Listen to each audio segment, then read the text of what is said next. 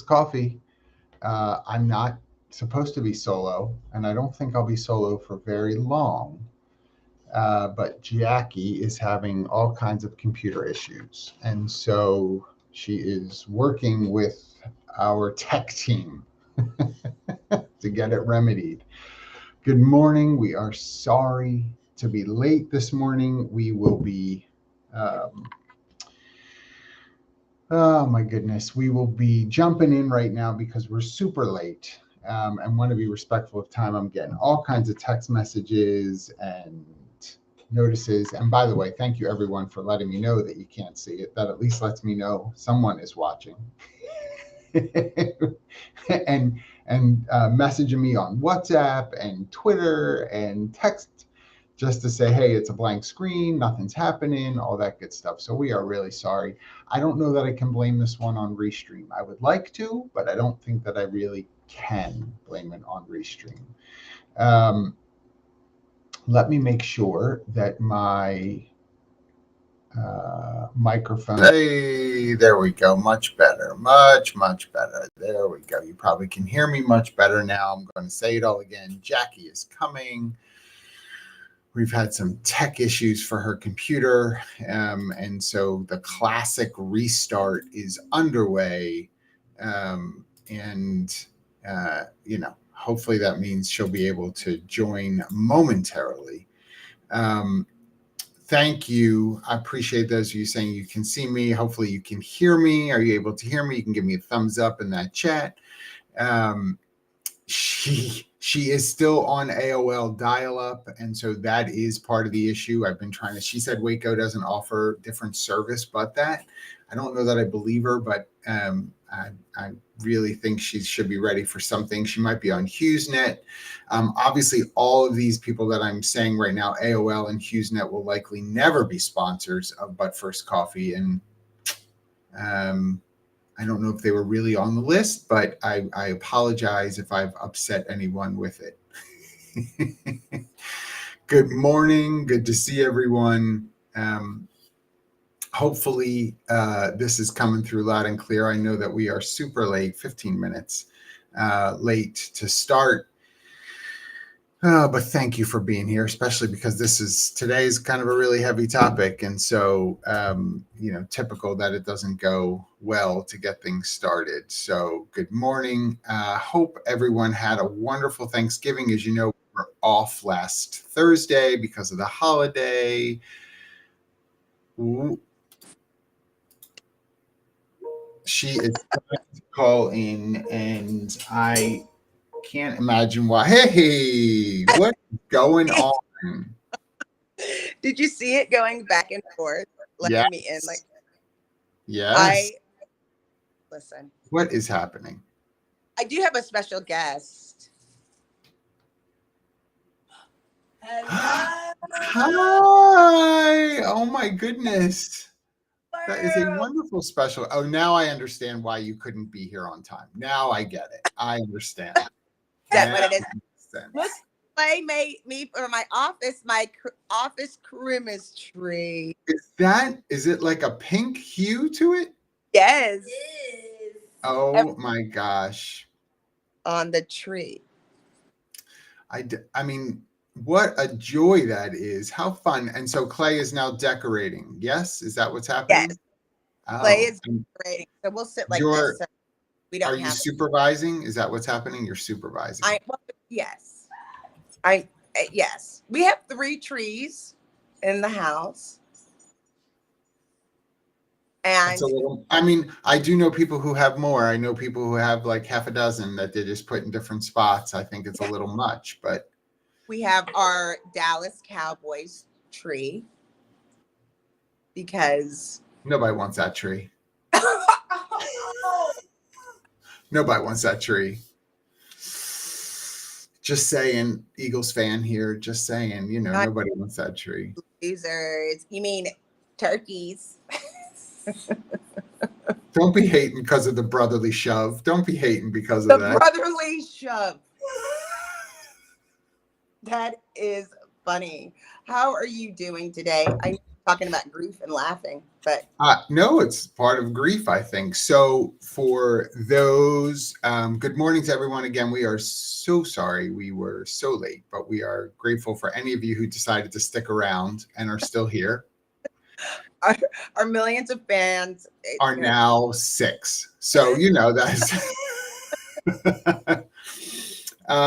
yes. So November 15th, my dad passed away after almost 3 years of a bout with pulmonary fibrosis and emphysema.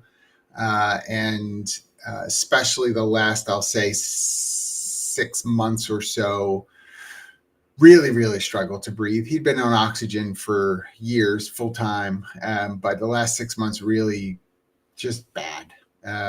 Really couldn't get his breath. Oxygen levels would drop regularly. Honestly, just even sitting there, wasn't exertion oriented per se. It was even just sitting there. So, and those of you who have known me for a long time, you know, my dad's a singer. He was a lead singer in a doo-wop group. And so he couldn't do any of those things anymore, right? Just, you know, you need breath control to sing. And when you can't breathe, it's really hard to have breath control, right? So, so I got back Tuesday evening. I'm looking again at the calendar. Yeah, late Tuesday night, got back after being up in New Jersey for 2 weeks.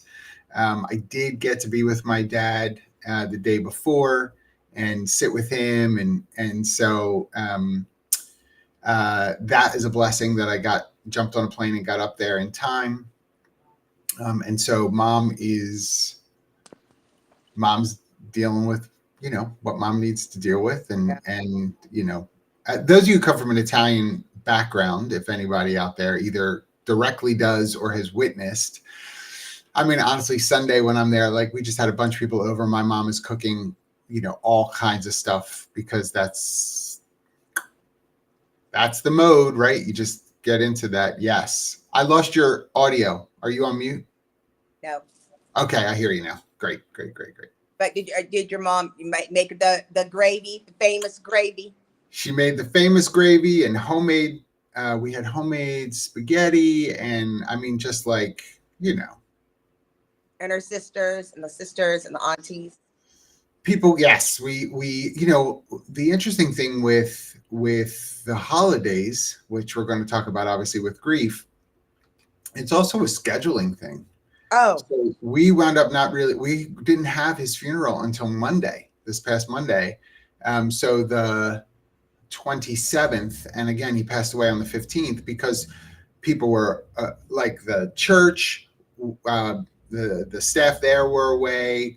And my parents live in a community where, I don't want to be mean, but there's a lot of old people. And so they had a bunch of funerals already. And honestly, they were scheduled out past my dad's as well. It's like just so much death in the area going on that it's like, you know, who's today's funeral? That's where we're at. Every day is a funeral.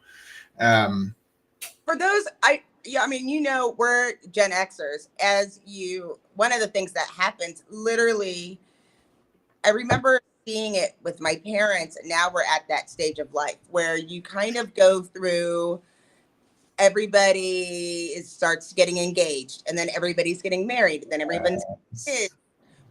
Everybody's graduating or not graduating, and then you have new weddings. You start seeing people getting married and children, but then you also seeing your friends pass or your friends' parents pass in that season. And there's nothing that really prepares you for that.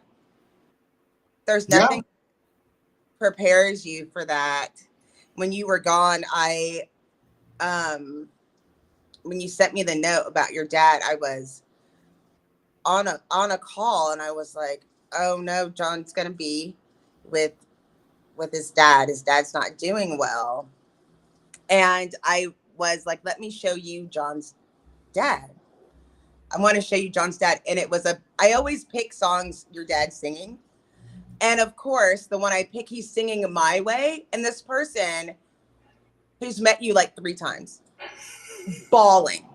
They like had no idea because he was singing My Way, and they're like, "Oh my God!" And look at his hair and his mustache. And oh yeah, the whole right. Yes, who made you shave your mustache? I did. So I felt like, I don't know, it's just a hard time to fundraise, right? And grow a stash and stuff. And so my head wasn't in it. Actually, when I think on Facebook this morning, I just kind of owned the fact that I sort of let Movember down because I just, had my other things that I needed to pay attention to. And so I didn't want to be at honestly, I didn't want to be at my dad's service with this like porn stash. And so thought like your executive producer was like, John. No, what I said, I'm like, I think I'm going to shave so that I'm, I don't know, I look presentable for the service. She didn't fight me. She was like, that's good. Kathy's like, get rid of it. Get rid of it. Because it just creeps her out, which I actually makes me enjoy it even more, which is probably not the right motivation. Right. But, but you and I, it's funny, right? You're saying this, like things that we sort of age related generationally go through. And it's really interesting because, you and I obviously sharing in this in 2023 with the loss of a parent. One of my best friends from high school, his dad passed away about almost 2 months ago now. And wait for this, in the same town and the funeral at the same church. And so, I mean, right. And he has moved down to Florida as well over the past couple of years with his wife. And so they're on the other side of the state, but we're both down here. So he was up there 2 months ago for a couple of weeks with his mom, handling all the stuff with her. And I'm now 2 months later doing the same thing with my mom in the same town. And same town, by the way, that we didn't go to high school in, right? Like, so our parents have both kind of retired to the shore. And so that's where they wound up being. And his mom came to my dad's service. And I know, I'm like, what are you doing here? Why are you here? What are you doing? She's like, Greg, couldn't make it because, and I knew he couldn't. We've been texting and she's like, but I'm here and I wanted to be here. My mom and her, I mean, my mom knows what's going on with her and they're like crying in the aisle together, hugging each other. And I'm like, well, I can't take this. I hated that. I think that's like, I mean, and we support each other. Yeah. We support each other. Yes. And no one can tell you how to do that. And you don't know. I think Katie thought I was really gruesome. I was laughing last week because my mother's friends keep calling me about the holiday party. I think I told you, like they literally were stalking. And then Miss Lily called. Oh no. And I'm like, Todd, I was trying to do another call and I was like, will you please talk to Miss Lily? And then Miss Margaret called and I was like, these 80-year-old women are going to drive down here if you do not get somebody. They know what it's supposed to be. And they're just letting you know this is how it's supposed to be. Pictures. It will be me and Todd and my college best friend David are all going to the holiday gala in our fancy clothes, and we are going to do the electric slide. We're going to have a choice of chicken or fish. Come on now. Cheesecake. And they'll fight for 30 minutes about who should stand in the front for the holiday picture. But we'll be there. First of all, I love that. I know it's kind of outrageous, but I love that you're doing it. It's, again, speaking about this, and I don't feel old. I want to make sure I say this, right? So and I'm super transparent, right? I'm 53 years old. I don't feel 53. That's a whole other issue, but I don't feel old. So when you lose a parent, when you start to get to these places where, oh my goodness, like my dad's dad passed in 1980. Right. My dad was 73. And so, he's passed and I'm like, whoa, wait, I'm the oldest like grandson dude now. And like, what is happening? I don't want to be at the top of this pecking order. What is happening? Right. You're going to get to sit in the front row. People are going to give you a pillow. No, not my mother. She'll be like, back of the line, buddy. Yeah, that Table. I'm literally had to crawl my way out of the children's table at like 29 years old. Like, I got married. I have a child on the way. Can I not sit at this, They're like, no, card table? Like, is it possible? But it is really interesting to think about. And again, this year with, my friend Greg, with you, with other folks that I know, we're at work still. We're still viable contributors to the workforce, and we're bringing this to work. And there's a few things that strike me about that when we talk about grief. And I'd love to know what your experience, specifically with colleagues and such, was like immediately after, because I don't know that we specifically talked about this. It's really interesting because one of the things that always stands out to me is awkwardness. Like, people don't know what to say.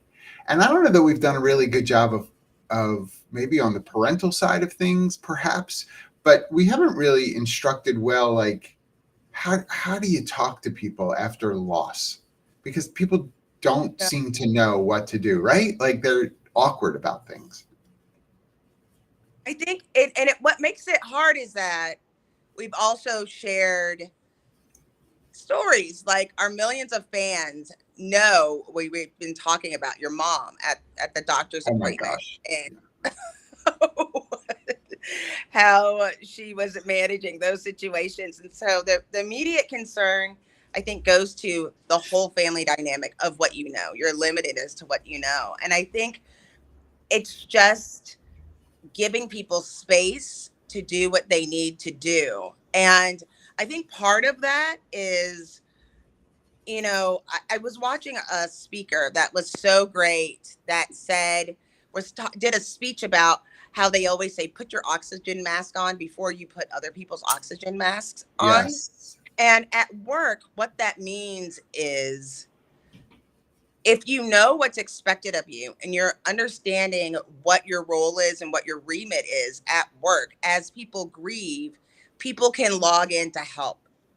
It becomes chaotic when people don't know and they feel like they don't want to mess things up. No, and even though they're grieving, they still want to ask, can I do these things? Right. And I was thinking about it in terms of today, when we talk about grieving at work, it's important. I mean, we can talk about performance reviews and expectations and understanding what your role is at work and job description.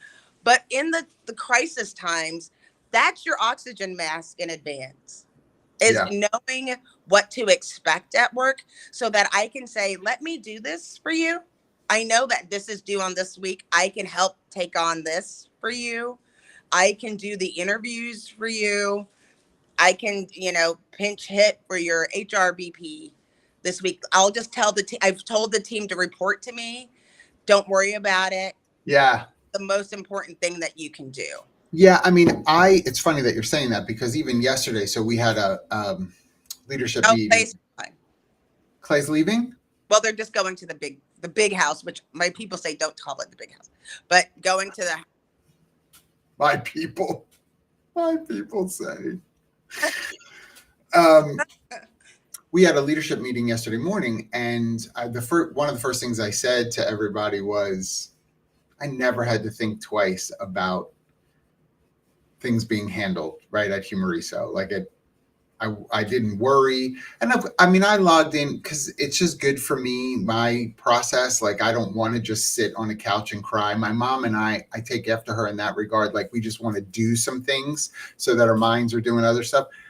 My sister, I would say, tends to be someone who does want to sort of sit and mourn. That's her pathway of grief for her, is to just kind of dwell on those things. I don't like to sit. It's not because I'm uncomfortable in the sense of afraid to deal with what I know has happened. But I don't wallow. I just don't wallow about a lot of things, quite honestly, not just death. Yes.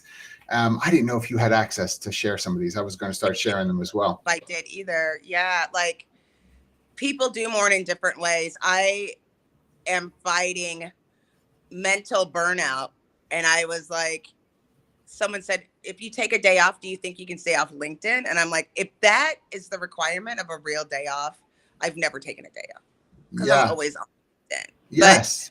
But that's something like, for me, I need to take a day off so I can do work in order to feel whole. That's just me. I just want to work on one particular project. Yeah. Some people need to be able to do nothing. But some not, and we don't need to like, we might have opinions about what would work for us, like Josh sharing as well. And again, Josh this year as well, he lost his stepdad this summer, and you know, his mom went back to work 3 weeks later because if that's what she needed to do to sort of work through the grief, then I don't think we should sort of judge that. Certainly, I'm not talking about things that would be harmful to someone. I get that, right? If someone is in a room, honestly, my mom was in some ways more.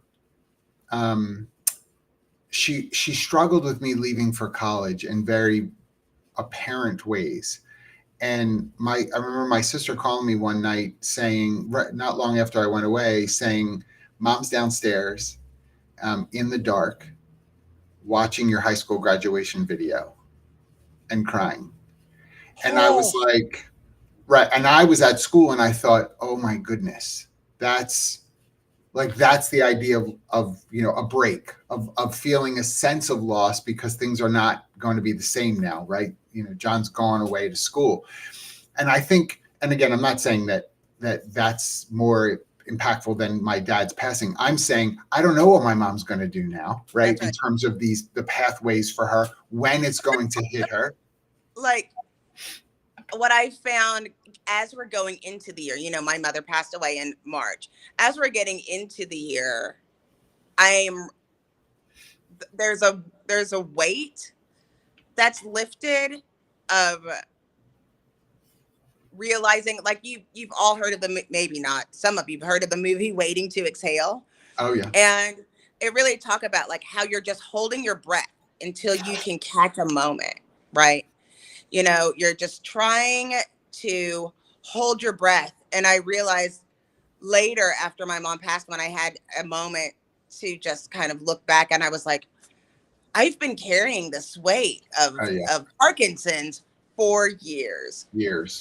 The pressure of how am his dad dealing with this? How are my brother and sister dealing with this? How is she feeling? I have to go see her. I know today is her best day, but there is when people are like, they're in a better place, I feel like there is kind of a shared breath of taking a breath, where knowing that your dad can breathe and isn't going through this, and your dad doesn't have to be strong for everybody else, and try to be there. Right. Too. Yes. Yeah. And I mean, it's a great point, because one of the other, I think, especially at our age in the workplace, we have employees who are in that sandwich consideration, right? They have families, kids, whatever age, even teenagers, that they have to care for. And then they're also caring for a parent. Oftentimes there may be some issues with that parent from a health standpoint. And so here you are talking about like how much this sort of worry and accommodation consideration that you've had about Parkinson's for so long, and how it has affected activities that you were part of, right? So long. And my mom was my dad's caregiver for almost 3 years. I mean, and it just continued to get worse in terms of, I mean, she did everything for him the last year. I mean, everything. And now, you know, that ends. Right. What do you, and they spend so much time together. There's that where it's like the sounds. I mean, it'll take time and I'm sure, I think that your parents, what I noticed so far in a lot of situations is that the parents have come to terms a little bit more than the children. Yeah. Yeah. Remember, like when my grandmother, my grandfather, when he passed away, was 93, and my grandma was 90. Yeah. They had been together forever. Yes. And when my grandfather passed, and we were talking to grandma, and she was like, we were like, "Are you okay?" And she kept saying, "I don't know. I don't know."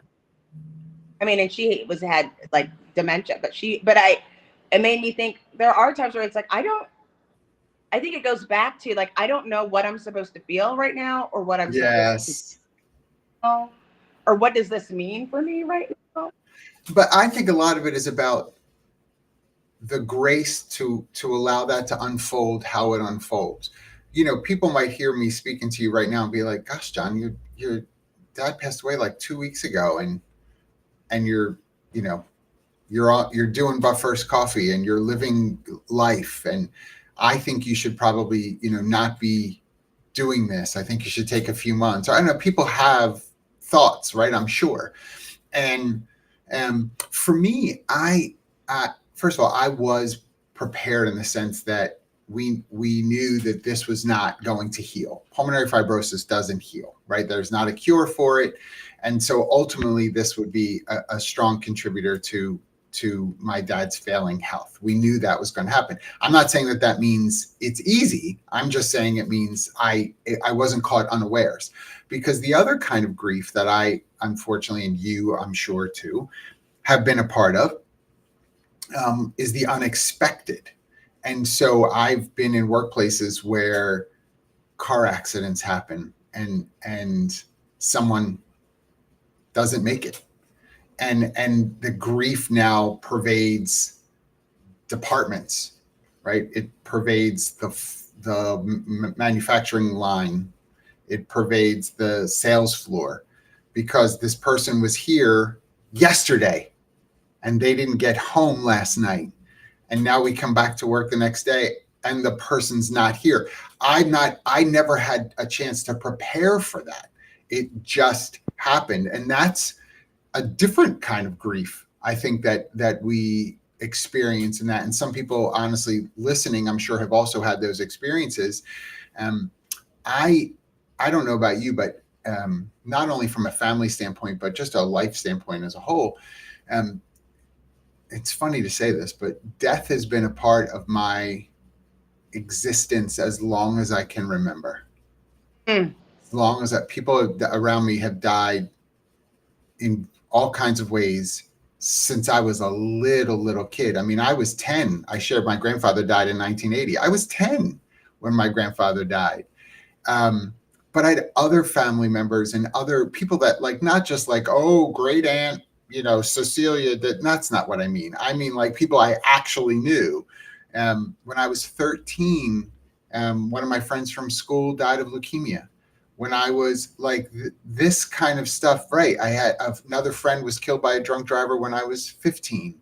And I mean, like, stuff in my life is just this kind of heaviness has been a part of it. And so I think when I say that, when I approach grief, my goodness, I have like, now I'll really use an old term. I have like a Rolodex of circumstances that I've walked through. And so my approach to grief is really like well-founded because of how much I've gone through. That's not the case for everybody that you may come across, though, in the workplace. And so if you think, well, you should act like I act, you should behave the way I think you should behave because of where I am, I don't think that's fair. People do, Yvette said it earlier, people grieve differently and they have different experience with death. Yes, and I appreciate what Yvette just said, saying you struggle with the bitter between peace of knowing they aren't suffering anymore and the grief of it all happening and losing the person. Absolutely. I'd have it. The only people who really know this part is us, the Golden Girls that we always talk about, the Golden Girls, and my husband that knows that I have this parasocial relationship with a woman who recently passed named Jenny Apple on YouTube. Like, not many people know that I have watched this woman for like 2 years. She had lung cancer. She's 33 years old. She said this 3-year old, 5-year old, and watching her husband has been almost a master class in Mm, grieving.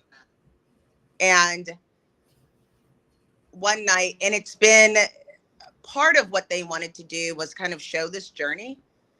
But one of the things that happened last week, he got on and he filmed and he was like, y'all, I don't know what to do.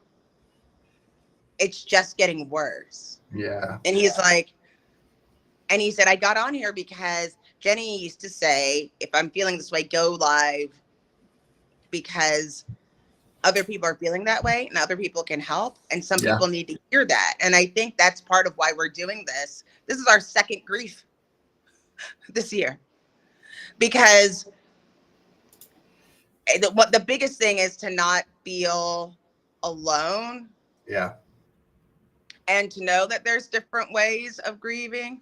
I was thinking what you were just saying. Like, I was thinking, should we do it today? I was like, are you sure that you want Right. to do this Right. today? But I like this from Maggie. Yeah, Maggie, thank you. You know, like, and we kind of similarly, so I usually get a facilitator for the rest of the year. I'm doing our executive DEIB training, and as a member of the executive team, I get a facilitator. I don't do that. Doesn't mean I don't need training, but end of the year, we have some other things going on, and so we wanted to frame around, performance feedback, different things. And so we talked about, like, what did everybody do last week? I hesitated to say, how did you celebrate Thanksgiving, knowing that people are in different situations. And I was like, how Yeah. did you celebrate last week? And it was interesting. One person said, well, there was Thanksgiving, but there's also 2 Indian holidays that were going on. And so we had Thanksgiving, but everybody dressed up in traditional Indian garb, but we had stuffing and it was really weird. Other people were like, we didn't celebrate this year, and then someone else was like, I had um, Thanksgiving has always been hard. It brings up bad memories. I never celebrate what the traditional Thanksgiving. And I did it. The lesson in it was, as much as we all go through this, we have different experiences with that. And then when Yeah. you share with what your family dynamics, it's important for us to share those things so that you can recognize another way. I'm at the point now where I'm Yes. like, I'm so glad with my kids. I didn't take a shower on Thanksgiving until like 4 o'clock. And part of it was almost in celebration, but also mockery of my mom, where I'm like, haha, I can wear pajamas and eat dinner, because my whole life, I always have to get dressed up for dinner, Uh, And one of the things where it's like, after we got past the initial stage of grieving, we kind of laughed when we were like, we don't have to wear lipstick at dinner anymore. I gave that up a long time ago. I don't do it anymore at all for dinner. I mean, Just it look helps at you these, look healthy. look at It's a these little. natural beauties. Come on. But I think that one of the areas that I hear in what you're sharing is, we talk about the stages of grief. You know that. I mean, it's kind of classic Mhm. at this point, right? Um, I was reminded, though, with my dad's passing, that not everybody goes through every stage That's right. obviously not in the same way, but I mean, even for a particular period of time, I will tell you the truth. Denial. I didn't have denial about my dad's passing. Because I think that's what I would say was the preparation for me. I didn't sit in denial of it because I just knew how sick he was. And I do understand that, that's comment that you shared in terms of, I am grateful that he's not suffering anymore. I mean, it's no way to live to struggle to take a breath. It's just Yes. not. And you've got oxygen tanks on you, in the Yes. nose, masks, everything Yes. happening, multiple oxygen tanks going, and you still can't take a breath.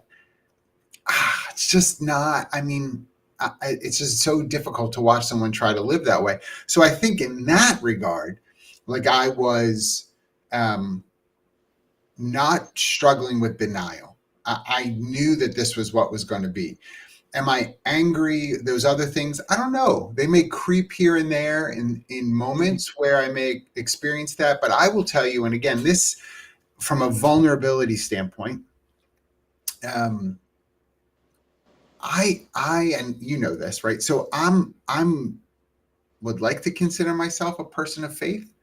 Mm-hmm. And so I think part of that for me is because my perspective is broader. And when I'm myopic, if I'm myopic and I say things like, oh, he's not going to see my kids get married. He's not going to be here to be a part of, a great grandchild, because, he has 6 grandchildren. None of them have any children yet. So he never got to, if I get myopic and think about those individual things, I understand that will make me feel sad and maybe even angry. But when I step back and I look at the broader view instead, I think that's where, for me, a lot of my faith comes into play, because I'm working from a different kind of timeline rather than just the event-oriented timeline. Does that make sense? Yes. And I think, kind of going back to where we started, I think, tell me if I'm wrong, I feel like when you say, like, I don't feel old, I think there's a caveat to that, where it's not that I feel 20, because Right. I cannot get out the bed that fast as I did when I was 20. I am not moving that fast. I was watching. I can't stay up all night anymore. I can't do. My joke with my kids, I always say, I'm going to stay up all night. And the kids are like, and I'm out. Last night, Todd had to take sweet baby TJ back to school. TJ got COVID for Thanksgiving. Yay. Yay. What a nice present. Yay. I made extra collard greens and extra cheese because he's like, I can't taste it. So we had to eat extra just to see if he could taste it, maybe the 3rd or 4th time. But we were watching this story, this comedian. There's a woman, her name is Leanne. I can't remember her last name. Her name's Leanne. She's an older white lady from the South. And one of the things that she was saying in her movie was that somebody's husband had passed and she was going to date again. And she goes, can you imagine dating again? She was like, if you have a one night stand, do they bring their CPAP machine? And I was dying. She was like, it's so funny. It's so funny. That's her quote. She goes, I can't date. I have a messed up toenail. And I was like, oh my God, I have a messed up toenail. Like, how do you explain that? It's so funny you said so I have a friend who is single and who is my age, and he has a CPAP machine, and I'm always like, so what you doing with that thing? Are you packing it? And you're like, when you date, do you you're like, I'm going to spend the night. And he was like, first of all, don't think I'm, such a whore that I sleep with everybody on the first night. I'm like, first of all, I'm not judging you, but I will say to you, I know you, and it might be by the 3rd date, I know you are. So, like. Wrong. But you think about it. You think about, like, I think we're both aware of what our age are. We are accepting of the pieces. We're doing everything we can to take care of ourselves the way we need to. But even like Clay, what's so funny about this Christmas tree that Clay put up, because Clay wanted to do it as a surprise, because they were like, you're not going to go put that Christmas tree up. You are not going to take the Christmas tree and the ornaments and set up your thing. And it has been like that for the last. Is correct. Clay is absolute. But it's funny how it makes you think of, at this age, there are certain things, and I'm okay with that. Yes. Like, I'm okay with this Christmas tree having, the old trees. Like, it's okay. But they remember, and when you get to a certain age where your children remember a different family. Yes. And it's very interesting you're saying that, because my mom said, I'm going to put the wreath on the front door. I'm going to change the flag out by the garage. You know that flag. Come on. Oh my God. Please just, okay. Whatever makes you happy. And by the way, as an aside, there's no good place to put the flag if you have a Ring doorbell. There's no good place to put it. And that ring is going to go off 47,000 times a day. There's just burn the flag. Stop. Just stop. Please just nope. She changed the flag to the holiday flag. And that is going to be it. And she said, I'm not putting a tree up. I'm not. And, I said, first of all, you don't have to explain it to me. And secondly, I get it. You might not. Obviously, I mean, it just happened. You're not feeling like celebrating Christmas. I understand. And I even said to her, okay, do you want to come to Florida? Do you want to hang out with us? And she's like, no. Mm-mm. No, because we'll be, the kids are, and she doesn't want to ruin it, right, for the kids. Like, I want it to be Christmas for them. I don't want to have Christmas this year. I may not feel this way next year and the years after that. But right now, I'm just not in the Christmas mindset. I appreciate that. I think we all need to appreciate that. Like, what's going to work for people? You shared a little bit ago about Thanksgiving. Like, some people are just, Thanksgiving's never the same because of certain things. That may be the case. I think, though, from a coping standpoint, not the immediacy, but as time goes on, how do we learn to accept the change, right? At some point, you have to look at it and say, you're right. It will never be what it was. Let me tell you something. One year when I was in college, I went to my grandparents' house. As I shared with you, my dad's dad had passed away years earlier, and my grandmother remarried. And there's lots of thoughts that some people in the family have about this remarriage, but that's a whole other show. And halfway through the dinner, it turned into a food fight. Literally, people throwing food at each other at the Thanksgiving table. Stop.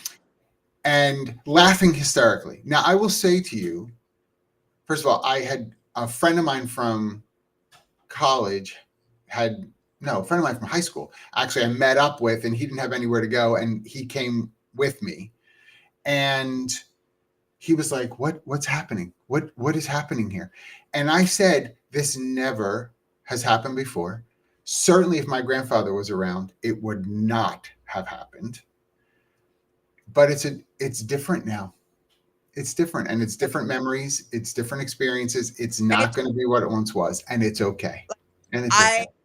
And I think one of the things that is hard, talking about your mother, I feel like your mother had to let you know so she wouldn't ruin your Christmas memory. Yeah. Yes. Yes. It's going to look like. And also, Florida, when your mom thinks of Christmas, is up there. Yep. It's on the coast in Philadelphia. It's not, you can't picture it with sand, and it takes time to pick when you live. I've lived in Florida too. It takes time for you to get used to it being 70 degrees and there's no snow, and your Santa has on it takes time.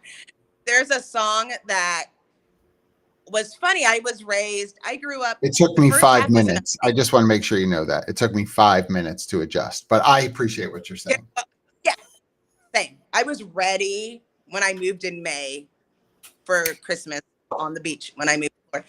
But the thing that was funny for the kids growing up, my first half was in upstate New York. The second half was in Texas. But both of my kids were born in Florida. And they learned this song, and they say, there is no snow, there is no snow, there is no snow in Florida, but I can play in the sun all day. There is no snow in Florida. And all the kids knew it. Like, they teach them at school. Oh my gosh. All of the other songs don't make sense to little kids dashing through the snow in a sleigh. That's so interesting. Yes. Like, know that. So when we moved from South Florida to Oregon, and I know, but I did. And we lived to tell the story. And we went from no snow to being snowed in for 2 weeks. Yeah, you did. You did. And we took the kids sledding. When we moved to Oregon, we had been there and it started snowing. And the kids, we didn't have anything, no gloves, no boots, no jackets. And I have a picture of their first snowman. They were in 3rd and 6th grade, you know? Yes. Yes. And we knew like our life was going to be different. Their Yes. life, they didn't know any of that. And so it's one of those things where it's like, it's okay. And it might take a little bit longer. And it might take a while. Yes. Yes. Eventually, So I'm you have your beach chair in your hand walking out of the airport. That wasn't that bad, but close. So during the service on Monday, I just reached over. I was sitting next to my mom. I just reached over and held her hand. Didn't say anything. And she didn't really feel like holding my hand back, which is okay. But I just reached over and held her hand. And I say that to say, I think it's just in the small gestures when it comes to grief that I think the right kind of opportunity to let someone know I'm giving you space. I have no expectations for anything. I don't need you to hold my hand back. I don't need you to cry to let me know that I'm affecting you. I don't need you. I'm just here. And I just reached over and I held your hand because I just wanted to be affirmational to you. I would say when I think about grief, especially in the workplace, for me, it's a lot of this small. It's a lot of the small. I'm here. I don't know that I'll have anything of value to say, but I'm going to be here to listen. If you do need to express, I'm gonna just sit here attentively and listen. I, I don't have to feel the pressure of fixing this. I just want to be here as a sponge for you to sort of pour into, if that's what you need to do. And it might be just in the little gesture, the slight pat on the back, maybe as you're walking by to somebody, and you don't need to say the words. They know that you understand what they might be feeling at that moment. It's those small moments to me that I think really tie a community of people together at the workplace. It is that smallness. What'd you say? It is. It made me think of, I have this book, and I've talked about it. It's called Bring Me the Rhinoceros. Yes. And other poems to bring you joy. And when my mom passed away, some of you know Heather Bussing, and we were on Twitter, and Heather kept saying, look, a rhinoceros. She kept sending me these pictures of rhinoceroses. And I was like, I was in such grief. And then all of a sudden it'd say, look, Jackye, it's a rhinoceros. And literally everything stopped. Yeah. And I'd be like, why are you sending me this? And then it was a week later and it was like, look, Jackye, a rhinoceros. And I was like, what are you doing? Then a week later, sent me a stuffed animal rhinoceros. Oh my gosh, I love her so much. And then a hand-carved wooden rhinoceros. And then sent me this book about the rhinoceros. And so now it was the only thing that made me stop grieving. As silly and weird as it was. And I didn't get it because this is over the course of about 3 months. Yeah. Where it wasn't sure. And so don't think you have to do, like John's saying, doing a grand gesture. I mean, we have a group chat of friends where we send pictures all the time with no context. At all. And it becomes a time where everybody is encouraged.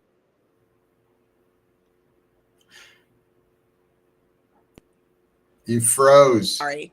I think I was broken down. But so I just wanted to say, it doesn't have to be a grand gesture. Just sending a picture of, this is me right now. This is where I am right now. Kind of feels like a hug, you know? And we would recommend, and I know we're over, so I want to be sensitive, but take a picture of something on the television. like we have a friend that will send us pictures of them solving Wheel of Fortune puzzles, right? Which we are like, Yes. okay. Yes. Okay. I mean, but it's like, okay, what am I looking at, right? Like it takes you, It's like the every rhinoceros, week right? we'll ask, Yes. what was the puzzle?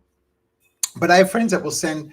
I took a picture of Charlie Brown special and send it to my kids for like the Great Pumpkin. And even in moments like that where they're like, I just need to see that one image. It brings me somewhere else. It lifts my spirit. It changes the trajectory of kind of what I was dwelling on. It can be that simple. But I want to say thank you for chatting through this with me, by the way, because I know, again, like you said, it's the second time this year. But we have so much in common that it's no surprise to me that we would wind up having this in common as well, in the same year, having to deal with some things. So again, to our millions of fans, we're sorry we were late. Right,